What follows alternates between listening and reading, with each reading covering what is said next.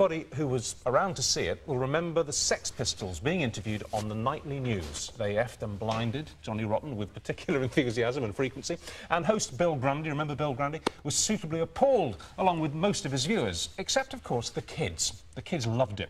The thing about punk was that it had to shock. Even Janet Street Porter was just a little bit startled to begin with. Well, the first thing you notice is that punk rock fans look as devastating as their music sounds. Torn clothes are held together with safety pins. There's lots of black leather and bizarre hair. And the whole idea is to shock outsiders. What's your dress made from?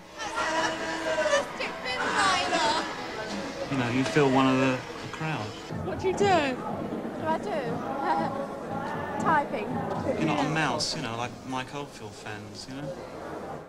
But could you hear in the background of that scene there, they were playing All Right Now by The Free, which were not punks.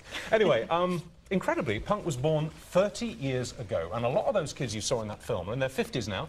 Music journalist and punk rocker John Robb has written this book. It's called Punk Rock, An Oral History. He's here now with Pete Shelley from legendary punk band The Buzzcocks, which spawned a whole television series, really, Toyah Wilcox, and guitarist with The Damned, Captain Sensible. But no glasses and Redberry tonight. No. They're in a museum in Croydon, aren't they?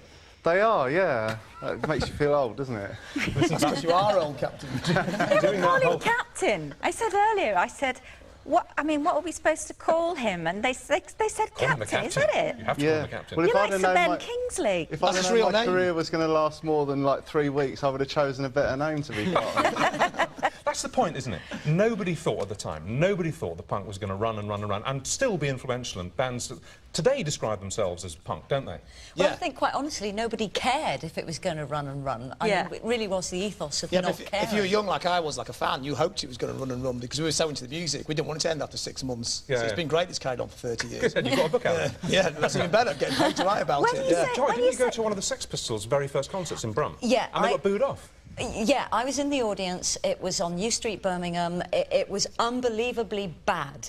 But I was talking to John about it, that suddenly all these misfits who didn't know where they belonged ended up in this club that night, and we kind of looked at each other and thought, this is where we belong. But the Sex Pistols were so bad and we did not respond to them, and Johnny walked off after 3 songs. Did he swear at you?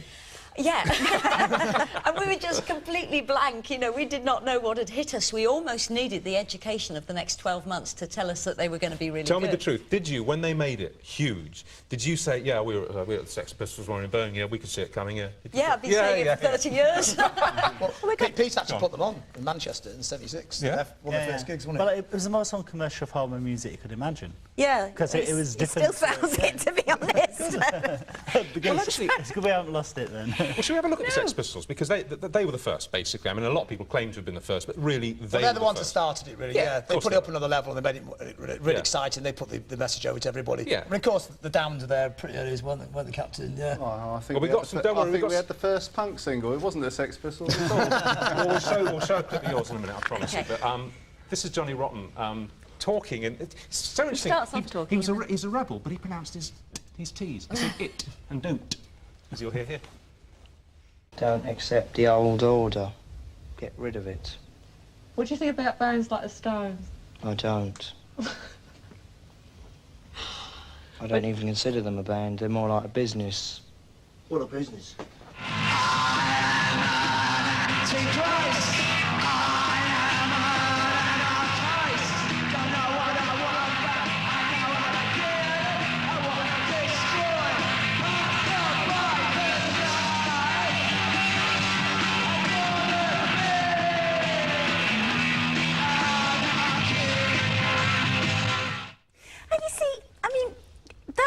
Looks now just as angry as it was at the time. Yeah, it still makes you want to smash things up. It still makes you want to smash that table up.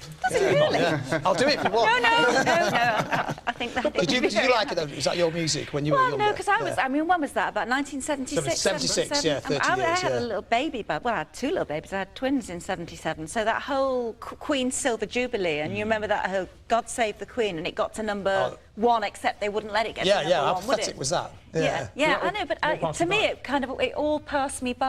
What about you, Richard, though? Well, I was 20 in 1976, but I was terribly seriously building my career. was being terribly serious about being in local radio and then local television. And I was barely aware of punk. Because we were just wondering this before, if you had a bit I wasn't a punk, no, kind of past or anything. I was in a suit and tie. Yeah. I was in a suit and tie in the first half of my 20s. I only got out of a tie about 4 years ago when I came to Channel 4. But what was it that appealed then? The anger, the music, the clothes, the politics, the whole, clothes, everything about it's absolutely fantastic. Yeah. When you look at what's going on before in the 70s, it was so boring, wasn't it? And when this came along, it was such a thrill. What was before punk? 20-minute guitar solos. Which Captain plays now on stage. Drum solos, and like it was just completely naff. It just seemed as though you had to have a degree in music or something. But it was a fantastic time for women, because if you weren't phenomenally beautiful, you were invisible, and then suddenly punk came along, and you really counted as long as you looked different to everyone else. Was that you, Toyah? That was me. The short, fat one suddenly got noticed. That's true. That's what's great about it. You didn't have to be like glamorous. You don't have to be a celebrity because, you know, like nowadays to be famous, you have to be like celeb culture, and you have to like before we came to the shows today, they're like painting all these spots off your face and your bags under your eyes, and that's rubbish, isn't it? Great thing about punk, it was warts and all. Anybody could do it. It's DIY. It's fantastic. That's why I thought when we went into the makeup room here, they should have made us look worse. They did with you, didn't they? Let's see a bit of you too. Let's see a bit of you in The Damned, and this is now. Will you tell us what year this is actually? See if you can remember it. Here we go. Don't you run away that way. You can come back another day. I got a new rose, I got a good. Yes, I knew that I always would. I can't stop to mess around. I got a brand new rose in town. So were you basically trying to... I've got to watch my language now. I don't want to do what they did in front of Bill Grundy. Were you conscious... Red Grundy. Australian maestro, isn't it? Were you deliberately trying to brown off the music establishment, make them think, you know, that you were breaking their rules? Yes. Well, I honestly think that, you know, what happened was, I mean, I don't know about you, Pete, and the rest of the rest of the bands, but we were reacting against what was going before, and when somebody first described The Damned as a punk group, I was dumbfounded. I didn't know what they were talking about. Really? You didn't think of yourself as that? No, I think the journalists grouped us into this kind of movement, which... Yeah. You know, which was a reactionary. We were so different to what went before. It's a bit like the Celts. We watched a programme about the Celts on the telly a couple of weeks ago, and you know the Celts never existed as they never called themselves Celts. It was just a name, a label that was given to them. Yeah. It was a good show, wasn't it? What about you? What did you think you were doing? Were you a Celt? I Were you a don't Celt? think I was doing But I'm still after that. Yeah, what were you trying to do with your band, with the Buzzcocks? Well, it was this idea that...